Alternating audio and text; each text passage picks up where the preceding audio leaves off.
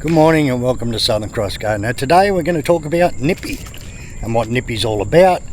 So Nyepi, it's a day of silence to welcome in the new year on the Balinese calendar. That's basically what Nyepi's for.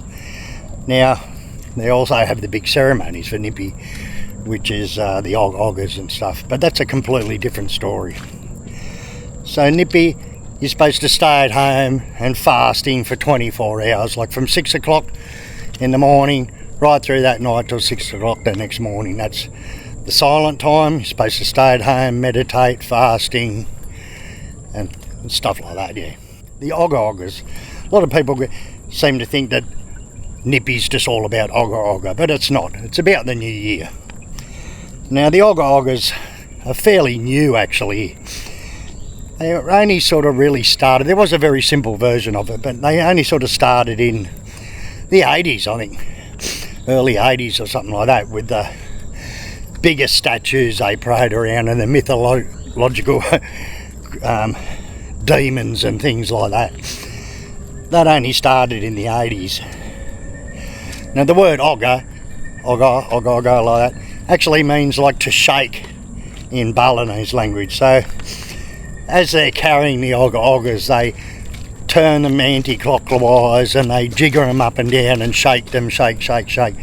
And that's where the name OGOH-OGOH comes from. People seem to think that OGOH-OGOH means a monster, but it just doesn't.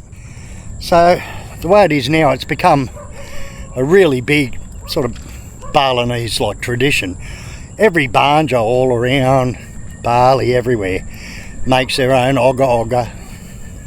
All the kids are making them at school and making them at home and making smaller versions, but it's become quite a professional type event.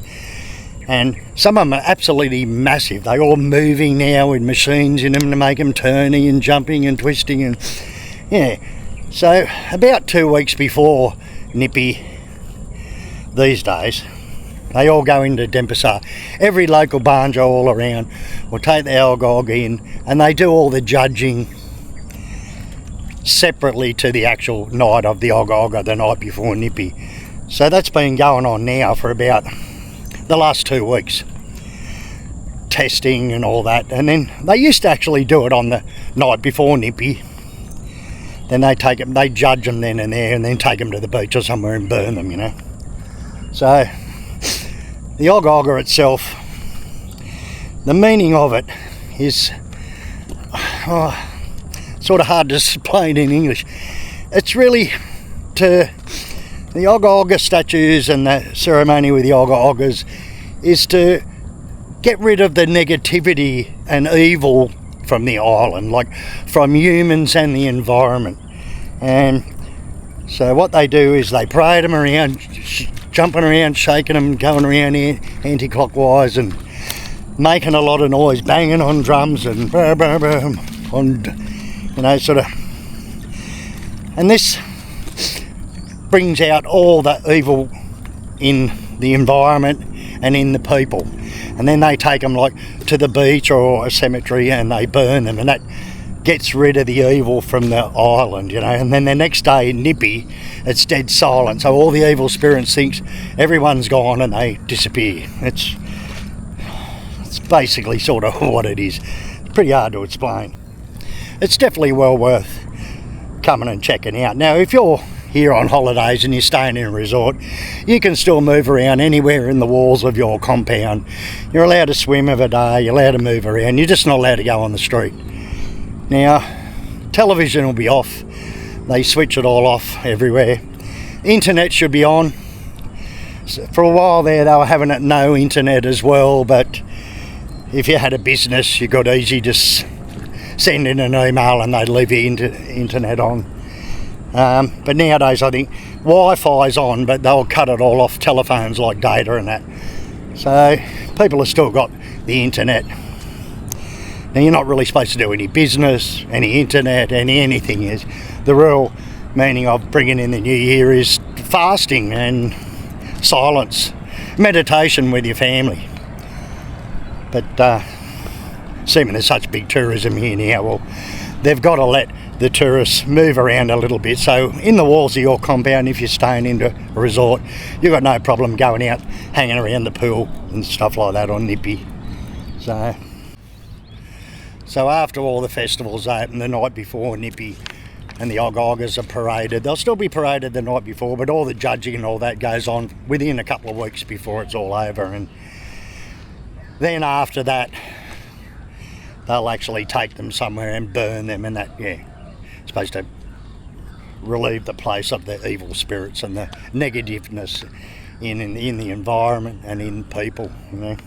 And they used to always take them to the beach and do it on the beach around Kuta area anyway, if not to the local cemeteries or wherever they do their cremations. So sometimes now they don't. It sort of depends on the weather and whatever's going on, and it sort of is changing a little bit over the years, you know, the process of the OGOH-OGOH and stuff. But yeah, it's well worth checking out. Now they used to always parade one up Legian Street and down to the beach, but I'm not sure they even do that anymore. Maybe they do. Used to be one down the bypass at Sanua, and then the big one in at like around Renon or somewhere around the Denpasar Market area anyway, which is where they're basically doing all the judging now. And the night before Nyepi, that'll be a big, very, very big, busy event there. Now, if you're staying at home like I am, just in my own house and that, you really got to watch it. Now, the Banja, every local Banja will be patrolling the area. They'll be the only ones on the street at Nyepi. They'll be patrolling the area, make sure people they're not on the streets. They've got no lights on and things like that. Like, we just get black garbage bags and black out the windows, and then make sure it's not too noisy and you haven't got your music and stuff blaring all the time during Nyepi, and then you should be fine, you know. So we just, like I said, black out the windows with the garbage bags, and you know, you just with the light of the television or something. What I normally do is just download a bunch of videos on Netflix or something like that, and on a hard drive, and watch a few videos. It's only 24 hours, so it's really not so bad. So anyway, make sure you don't, because the Banjas patrol. First, if they see a light on, they'll throw rocks at your house. Then if you don't turn it off, they'll come banging on your door and you'll cop a fine. No, probably not that much, but you'll cop a bit of a fine and get in trouble. But definitely don't go out on the streets on your motorbike unless there's an emergency. If there's an emergency, like you have to go to hospital or medical emergency, yes, you can go out. So, but everything's shut, airports are shut, everything's shut, every business in town will be shut. And it's just 24 hours, and a lot of people leave the island and run away and, you know, go to Lombok and get out of the country just for Nyepi. And it's only 24 hours, just stay at home really, it's nothing.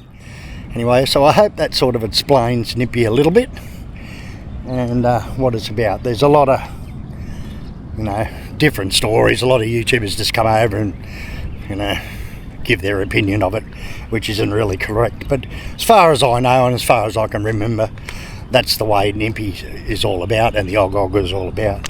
So anyway,